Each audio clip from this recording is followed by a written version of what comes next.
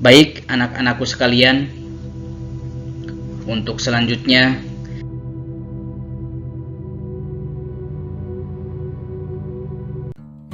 Assalamualaikum warahmatullahi wabarakatuh.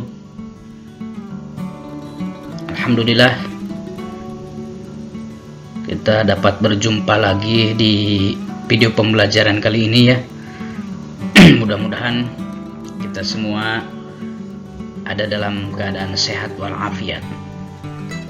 Sebelum kita mulai belajar ya anak-anak, kita bacakan dulu bismillah secara bersama-sama. Bismillahirrahmanirrahim.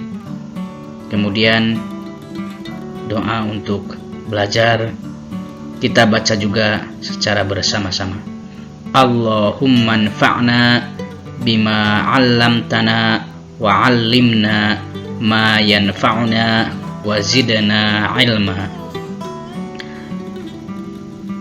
Alhamdulillah kali ini bisa berjumpa lagi, bertemu kembali di video pembelajaran Al-Quran Hadis di kelas 7.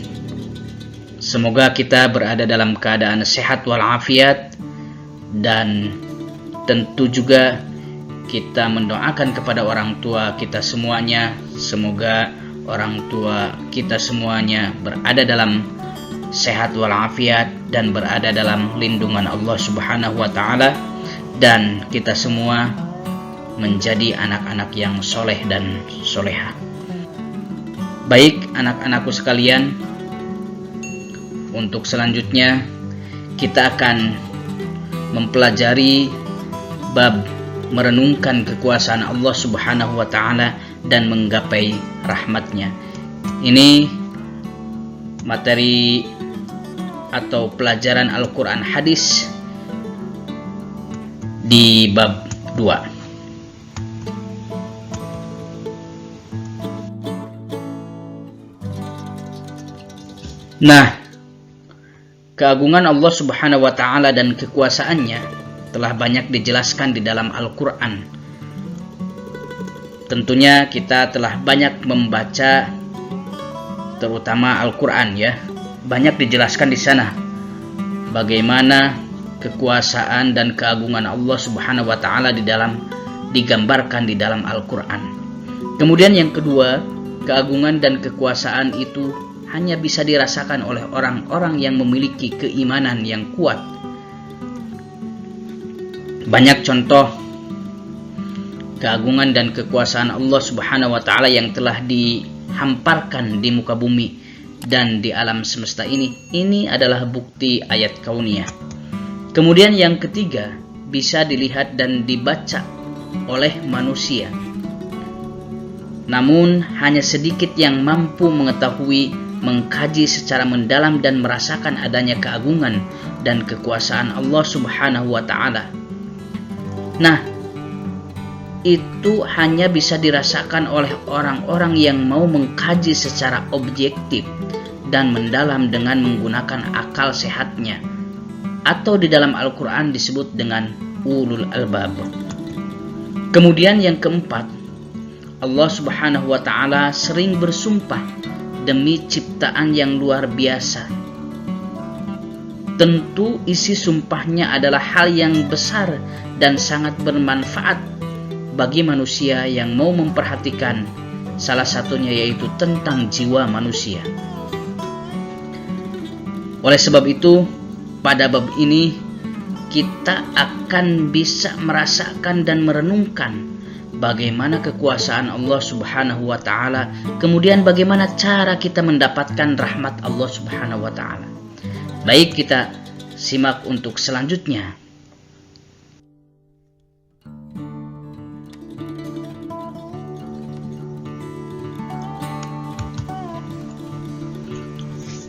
Nah, ini Allah gambarkan dalam sebuah surat, yaitu dalam surat Asy-Syamsi dari ayat 1 sampai ayat 7. Kita baca bersama-sama ya anak. Kita baca bersama-sama ini. A'udzu billahi minasyaitonir rajim. Bismillahirrahmanirrahim. Wasyamsi wadduhaha wal qamari idza talaha wan nahari idza jallaha wal laili idza yaghshaha was-samaa'i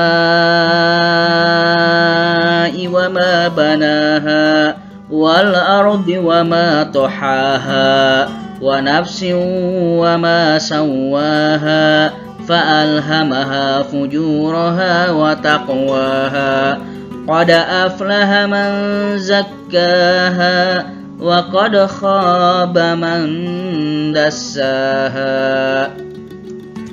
Nah, ini dalam surat Asy-Syamsi ayat 1 sampai 10. Wasyamsi wadduhaha, demi matahari dan cahayanya di pagi hari. Wal qamari idza talaha, dan bulan apabila mengiringinya. Wan nahari idza jallaha, dan siang apabila menampakkannya. Wal laili idza yaghshaha, dan malam apabila menutupinya. Was-samaa'i wa ma banaha, dan langit serta pembinaannya. Wal ardi wa ma tahaha, dan bumi serta penghamparannya. Wa nafsi wa ma sawwaha, dan jiwa serta penyempurnaan ciptaannya. Fa'alhamaha fujuraha wa taqwaha, maka Allah mengilhamkan kepada jiwa itu jalan kefasikan dan ketakwaan. Qad aflaha man zakkaha, sesungguhnya beruntunglah orang-orang yang mensucikan jiwa. Wa qad khaba man dassaha, dan sesungguhnya merugilah orang-orang yang mengotori dirinya sendiri. Nah, anak-anakku sekalian, pernah kita merasakan atau melihat hamparan bumi yang sangat luas,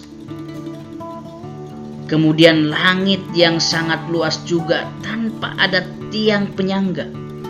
Itu adalah bukti dari kekuasaan Allah Subhanahu wa ta'ala. Baik, untuk selanjutnya kita lihat. Ini ada 7 fenomena alam yang menakjubkan. Di dalam surat Asy-Syamsi tadi yang ayat 1 sampai ayat 7, Allah menggambarkan betapa kuasanya Allah Subhanahu wa ta'ala, menunjukkan sebagian dari betapa luar biasa ciptaannya. Ada matahari, ada bulan, ada siang, ada malam, ada langit, ada bumi, dan ada jiwa manusia. Semuanya itu berjalan teratur dalam hukum yang telah ditentukannya, atau dengan dinamakan sunnatullah. Dan itu merupakan tanda-tanda kekuasaan Allah Subhanahu wa ta'ala. Manusia tidak akan bisa menandinginya. Karena itu Allah sangat berkuasa atas segala ciptaannya.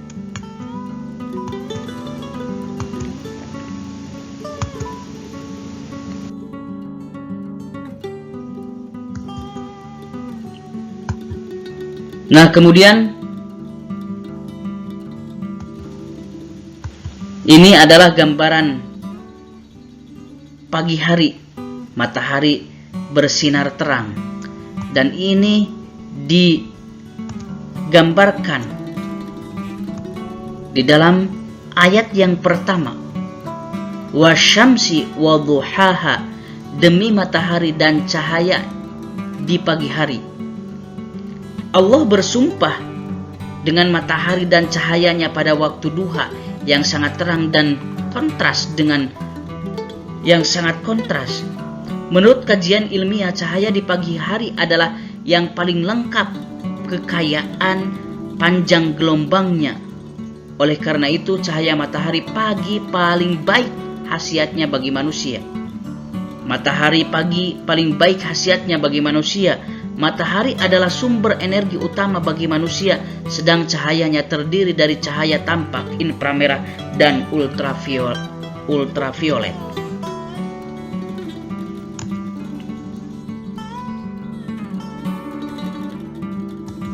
Kemudian pada ayat yang kedua, dan bulan apabila mengiringinya, yakni mengikutinya, yaitu ketika matahari tenggelam, bulan muncul. Menurut Qatadah mengatakan, yakni jika mengikutinya pada malam bulan purnama, jika matahari tenggelam maka rembulan akan muncul. Ibnu Zaid juga mengatakan bulan mengikutinya pada pertengahan pertama setiap bulan, kemudian matahari mengikutinya, di mana bulan mendahuluinya pada pertengahan terakhir setiap bulan. Kemudian Allah bersumpah dengan bulan yang bertolak belakang dengan matahari, sebab ia bukan sumber cahaya, tetapi hanya menerima cahaya dari matahari. Nah, betul kan? Di dalam pelajaran yang lain itu bulan tidak memberikan sinar cahaya, tetapi hanya menerima cahaya dari matahari. Nah, ini dijelaskan di dalam surat Asy-Syamsi ayat yang kedua. Wal qamari idza talaha. Ini dijelaskan di dalam surat Asy-Syamsi betapa kuasanya Allah Subhanahu wa taala. Dan kita di dalam kehidupan yang nyata, kita juga menemukan tampak jelas bulan di malam hari ketika bulan purnama. Itu menandakan tanda-tanda kekuasaan Allah Subhanahu wa taala.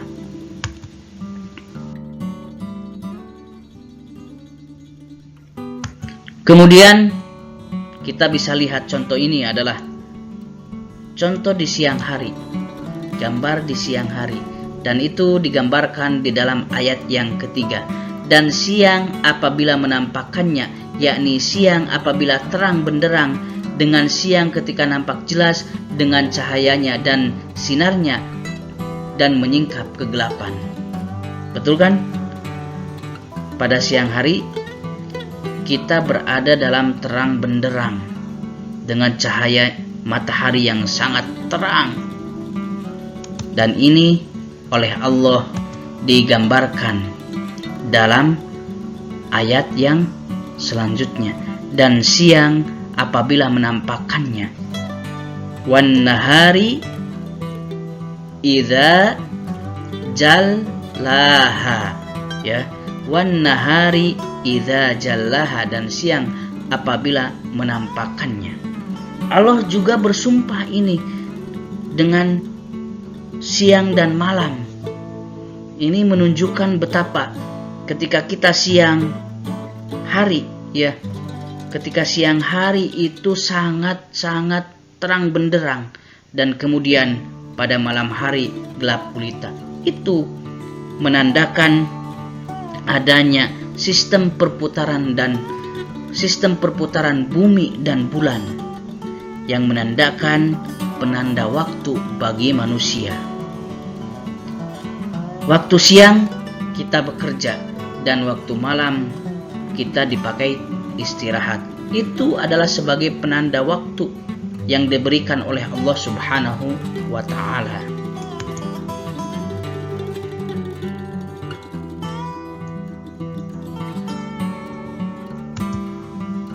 Yang kemudian di ayat yang selanjutnya, wal laili idza yaghshaha. Yang tadi wan nahari idza jallaha, pada siang hari. Sekarang Allah bersumpah wal laili idza yaghshaha, dan malam apabila menutupinya. Jika malam menutupi matahari, yaitu saat matahari terbenam sehingga seluruh ufuk menjadi gelap. Betul kan? Ketika malam hari kita berada di dalam yang gelap tanpa ada sinar matahari. Perputaran bumi terhadap matahari menimbulkan sistem penanda waktu syamsiah, sedang perputaran bulan terhadap bumi menimbulkan penanda waktu komariah. Pergerakan ketiga benda langit ini yang begitu terstruktur tersebut menunjukkan betapa kuasanya Allah Subhanahu wa Ta'ala. Ada siang, ada malam. Itu menandakan kekuasaan Allah Subhanahu wa Ta'ala.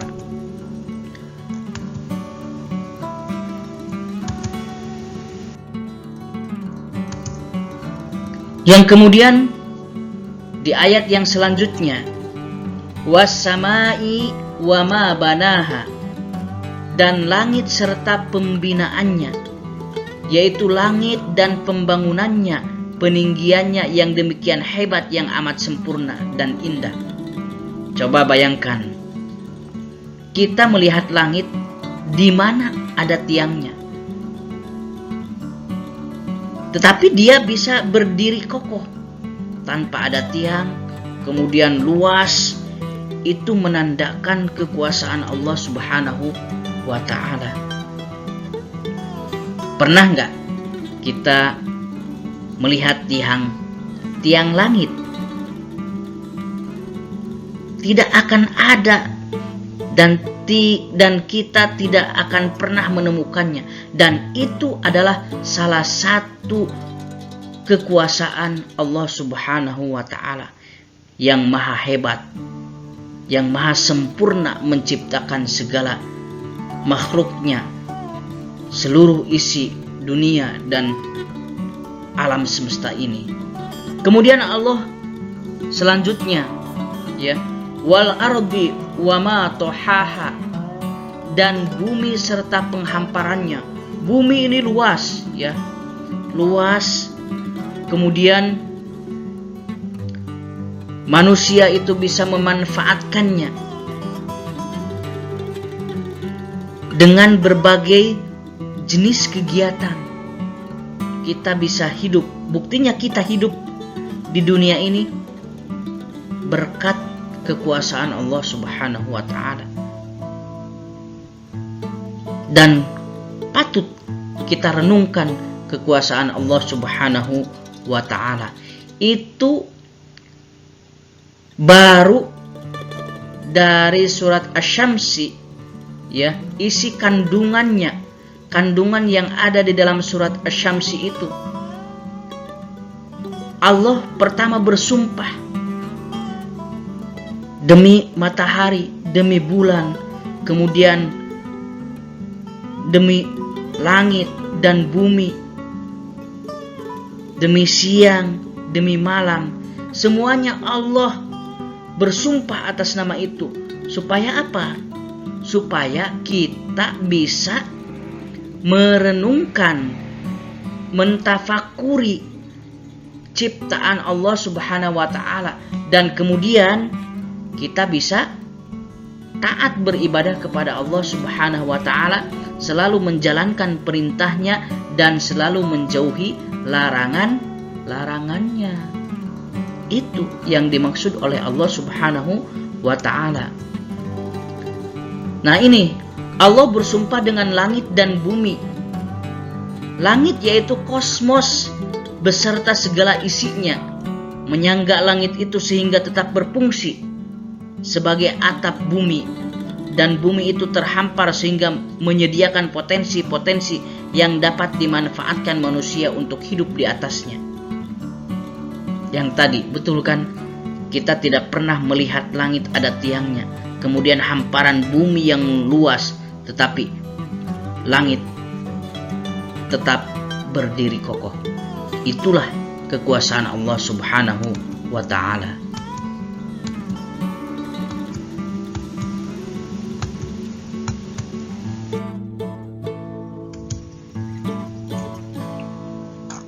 Kemudian di ayat yang selanjutnya, wa nafsi wa ma sawwaha, dan jiwa serta penyempurnaan ciptaannya. Allah menyempurnakan ciptaannya. Setiap makhluk yang diciptakan oleh Allah Subhanahu wa Ta'ala disempurnakan, apalagi manusia. penciptaan yang sempurna lagi tegak pada fitrah yang lurus. Allah menciptakan langit dengan sempurna, Allah menciptakan bumi dengan sempurna, Allah menciptakan manusia dengan sempurna, diberikan akal yang sehat, diberikan akal yang sempurna. Itu menandakan kekuasaan Allah Subhanahu wa ta'ala. Kemudian fa'alhamaha fujuraha wa taqwaha, maka Allah mengilhamkan kepada jiwa-jiwa manusia itu jalan kefasikan dan ketakwaan. Jadi dibagi dua. Ada jalan kefasikan, ada jalan ketakwaan. Dan itu oleh Allah diciptakan dan diberikan kepada manusia. Apakah kita termasuk orang-orang yang baik atau apakah kita termasuk orang-orang yang berbuat jahat? Dan ini merupakan kata terakhir dari Allah, bersumpah dengan diri manusia yang telah Ia ciptakan dengan kondisi fisik dan psikis yang sempurna. Setelah menciptakannya secara sempurna, Allah memasukkan ke dalam diri manusia potensi jahat dan potensi yang baik.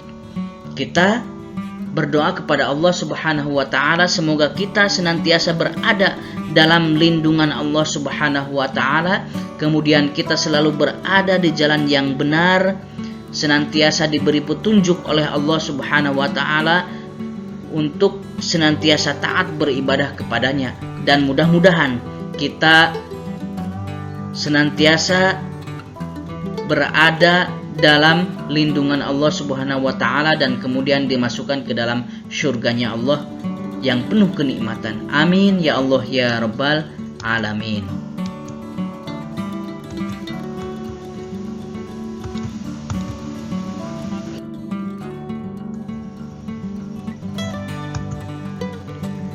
Nah, yang kemudian di ayat yang selanjutnya Allah berfirman, qad aflaha man zakkaha, sesungguhnya beruntunglah orang-orang yang mensucikan jiwa itu. Ini harus menjadi perenungan bagi kita. Wa qad khaba man dassaha, dan sesungguhnya merugilah orang-orang yang mengotori jiwanya sendiri itu. Apa yang dimaksud oleh Allah Subhanahu wa ta'ala? Setelah Allah bersumpah dari ayat 1 sampai ayat 7, kemudian Allah mengatakan qad aflaha man zakkaha, sesungguhnya beruntung orang-orang yang mensucikan jiwanya. Wa qad khaba man dassaha, sesungguhnya merugi orang-orang yang mengotorinya. Ini yang diberikan oleh Allah ada dua pesan. Yang pertama adalah bahwa orang yang membersihkan dirinya, yaitu mengendalikan dirinya sehingga hanya mengerjakan perbuatan-perbuatan baik, taat ibadah hanya kepada Allah, maka ia akan beruntung, yaitu dia akan mendapatkan kebahagiaan di dunia dan akhirat. Dan ini termasuk yang tadi, qad aflaha man zakkaha, selalu taat beribadah kepada Allah Subhanahu wa ta'ala. Kemudian pesan yang kedua, orang yang mengotori dirinya, yaitu orang yang senantiasa mengikuti hawa nafsunya sehingga melakukan perbuatan-perbuatan dosa, yaitu dia tidak akan bahagia di dunia dan di akhirat, dan dia akan masuk neraka. Atau bisa saja dia bahagia di dunia tetapi tidak akan bahagia di akhirat. Ini merupakan wa qad khaba man dassaha, merupakan orang-orang yang rugi karena dia tidak taat kepada Allah Subhanahu wa ta'ala. Ini Allah Subhanahu wa ta'ala memberikan keterangan di dalam ayat Al-Qur'an, di dalam ayat di dalam surat Asy-Syams, ya. Dan tentu kita harus berbuat lebih baik dan lebih baik, terus lebih baik, berbuat lebih baik, introspeksi diri untuk supaya apa? untuk selalu taat beribadah kepada Allah Subhanahu wa taala agar kita meraih keuntungan di dunia dan di akhirat nanti, yaitu surganya Allah Subhanahu wa taala. Semoga kita dimasukkan ke dalam surganya Allah Subhanahu wa taala. Nah, di sini ada ya, makna asal kata zakka adalah bertambahnya kebaikan.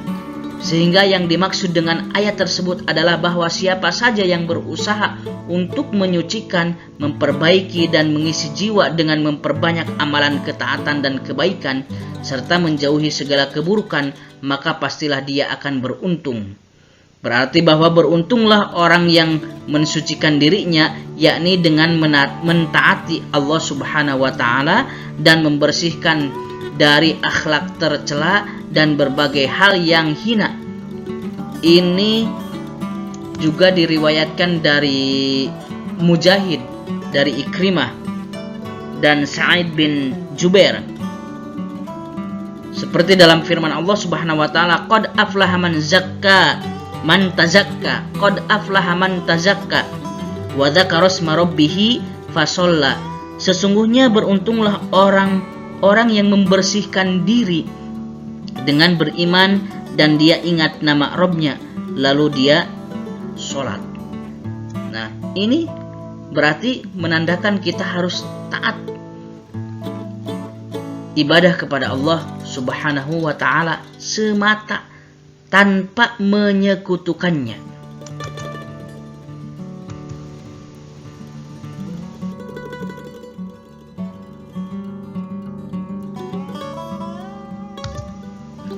Kemudian yang selanjutnya, makna asal kata dasa adalah menutupi. Orang yang bermaksiat artinya dia telah menutupi jiwanya yang mulia dengan melakukan berbagai macam dosa, menguburnya dengan berbagai hal yang rendah dan hina. Nah, dan ini tidak disarankan untuk kita untuk berbuat jahat karena akan merugikan diri kita di dunia maupun di akhirat. Nah, anak-anakku, ya, itu dari ayat 1 surat Asy-Syamsi ayat 1 sampai 10 itu adalah tanda-tanda di antara tanda-tanda kekuasaan Allah Subhanahu wa taala. Akan tetapi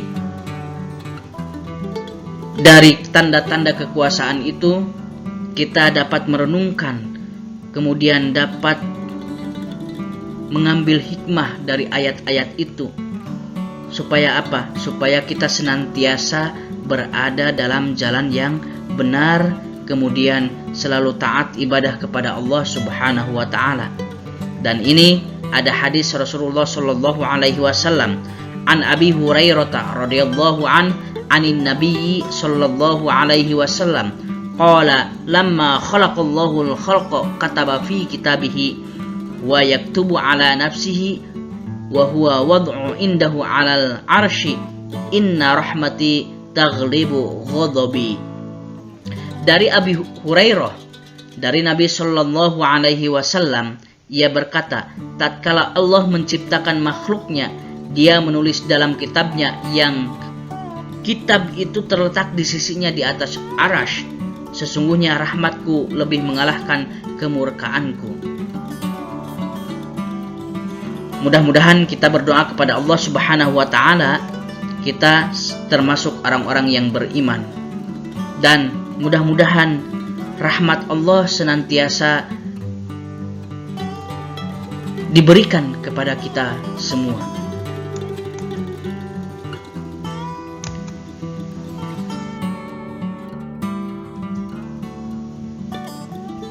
Yang kemudian kita berdoa kepada Allah Subhanahu wa taala, ya, Allahumma inni a'udzubika min 'ilmin la yanfa'u wa min qalbin la yakhsha'u wa min nafsin la tashba'u wa min du'ai la yustajaba laha. Ya Allah, sesungguhnya aku berlindung kepadamu dari ilmu yang tidak bermanfaat, hati yang tidak khusyuk, jiwa yang tidak merasa kenyang atau puas, dan dari doa yang tidak dikabulkan. Kita berdoa kepada Allah Subhanahu wa Ta'ala, semoga kita senantiasa diberikan ilmu yang bermanfaat, kemudian kita diberikan kekhusyuan untuk beribadah kepadanya, dan kita merasa tenang, tentram berada dalam masjid untuk beribadah kepada Allah Subhanahu wa Ta'ala. Dan kita berdoa juga semoga setiap doa yang dilafalkan oleh kita menjadi dikabulkan oleh Allah Subhanahu wa Ta'ala. Oleh karena itu, pada pembelajaran ini kita bisa mengambil hikmah dari ayat-ayat Al-Quran, diantaranya Quran surat Asy-Syamsi ayat 1-10. Itu Allah bersumpah demi matahari, demi bulan. Kemudian Allah menggambarkan penciptaannya, bahwa Allah menerbitkan matahari, kemudian menenggelamkan matahari, kemudian menciptakan langit, menciptakan bumi, kemudian ada siang, ada malam. Itu merupakan tanda-tanda kekuasaan Allah Subhanahu wa Ta'ala yang patut kita renungkan, dan supaya kita menambah keimanan kepada Allah Subhanahu wa Ta'ala. Nah, demikianlah paparan yang dapat disampaikan pada video pembelajaran kali ini. Semoga bermanfaat. Kita berdoa sekali lagi kepada Allah Subhanahu wa Ta'ala, semoga kita mendapatkan ilmu yang bermanfaat, kemudian kita semoga senantiasa berada dalam lindungan Allah Subhanahu wa Ta'ala, kemudian selalu diberikan hidayah untuk kita semua, dan orang tua kita semuanya selalu berada dalam sehat walafiat, dan tentunya kita juga semoga berada dalam sehat walafiat dan menjadi anak-anak yang soleh. Jangan lupa tugasnya dikerjakan secara berkelompok, dan nanti kita akan periksa ya sama-sama. Mudah-mudahan. Wassalamualaikum warahmatullahi wabarakatuh.